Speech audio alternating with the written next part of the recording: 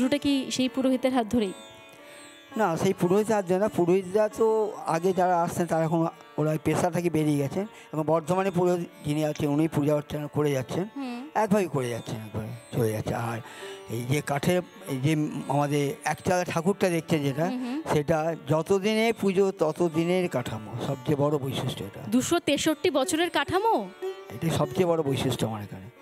কোনো চেঞ্জ নেই, কিচ্ছু না। আগের দিন দশমীর দিন নিরঞ্জন হয়ে যায়, তারপর দিন মাকে আবার তুলে নিয়ে আসা হয়, ওইখানে তিনি আবার উদয়স্থান করে বসেন।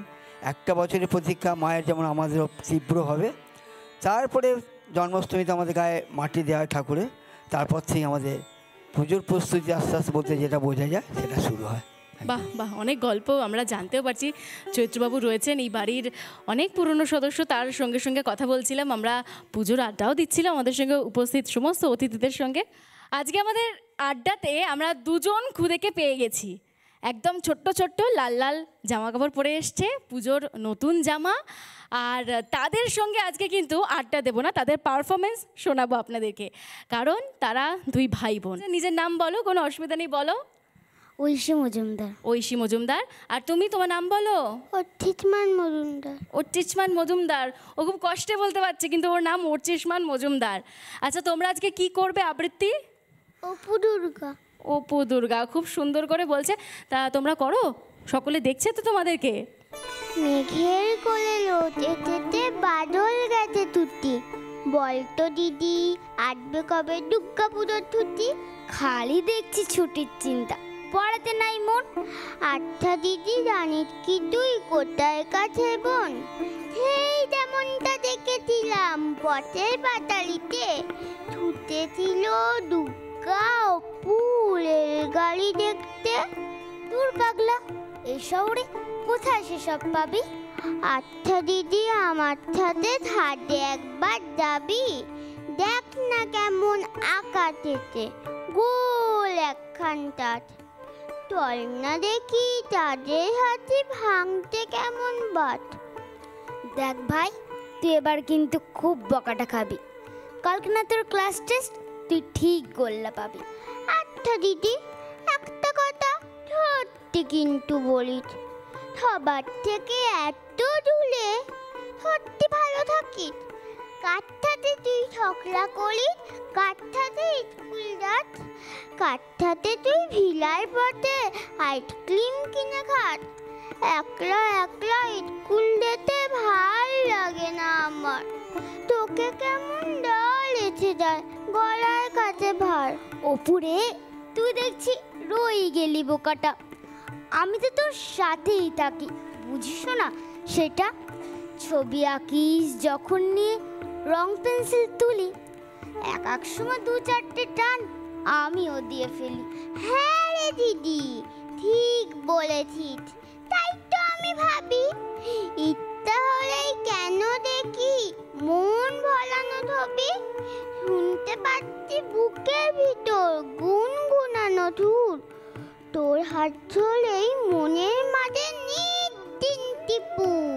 এই তো কেমন সব বুঝেছে আমার ভাই সোনা, এবার তবে মন দিয়ে কর একটু পড়াশোনা, আর কটা দিন পরেই পুজো, ঠিকই পাবি ছুটি, রিঙ্কু পিঙ্কু টুকুর সাথে করিস হুটোপুটি, পড়লে মনে আমার কথা, চোখ যদি হয় নদী, ভাবিস কোথায় গেল শোলক বলা দুর্গা দিদি, দেখিস খুঁজে ধাকের বাদ্যি আলুর মালার ফাঁকে, মণ্ডপে মণ্ডপে সে যে দাঁড়িয়ে হাসি মুখে।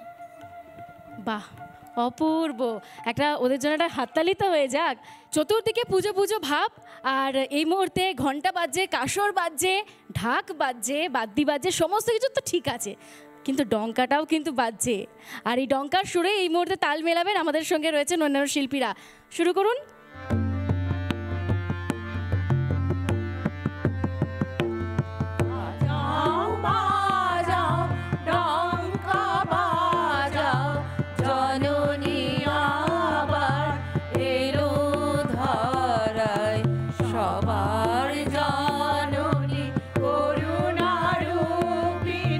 কি পুলকে ধরা ভাসিয়া যায়।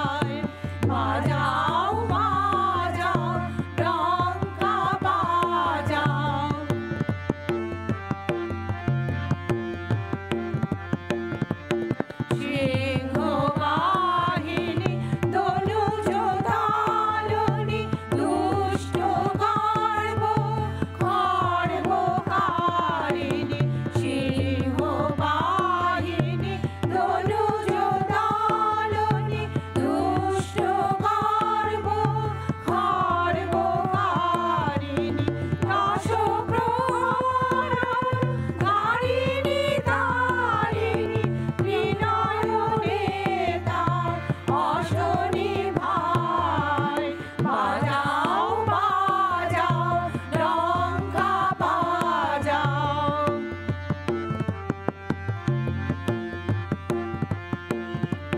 সাথে আছে তার দেব সেনাপতি পানি কমলার গণপতি, পারে তাহারে করিলে প্রণতি, দীনতা সকলি ঘুচিয়া যায়।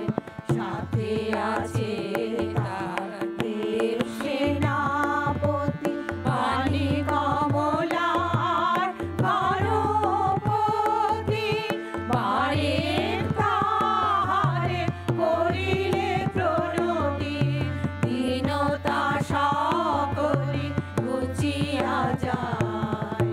ভোগ বিলাসে মত্ত মানব বিশ্ব জুড়িয়া অসুর তাণ্ডব, ভোগ বিলাসে মত্ত মানব বিশ্ব জুড়িয়া অসুর তাণ্ডব। এসো নারায়ণী নাশো মাদানব, প্রণত তনয়ে রাখো মা পায়। বাজাও বাজাও ডঙ্কা বাজাও, জননী আবার এলো ধরায়। সবার জননী করুণারূপিণী, কি পুলকে ধরা ভাসিয়া যায়। বাজাও বাজাও ডঙ্কা বাজাও, জননী আবার এলো ধরায়। বাবা বাবা বাহ, অপূর্ব, মনটা ঠিক ভরে যাচ্ছে যা একের পর এক গান শোনাচ্ছে আমাদের শিল্পীরা। নানা ধরনের কন্টেন্ট দেখার জন্য লাইক করুন, শেয়ার করুন আমাদের ফেসবুক পেজ, সাবস্ক্রাইব করুন আমাদের ইউটিউব চ্যানেল। পাশাপাশি অন্যান্য ব্রেকিং নিউজের জন্য অবশ্যই চোখ রাখুন রিপাবলিক বাংলায়।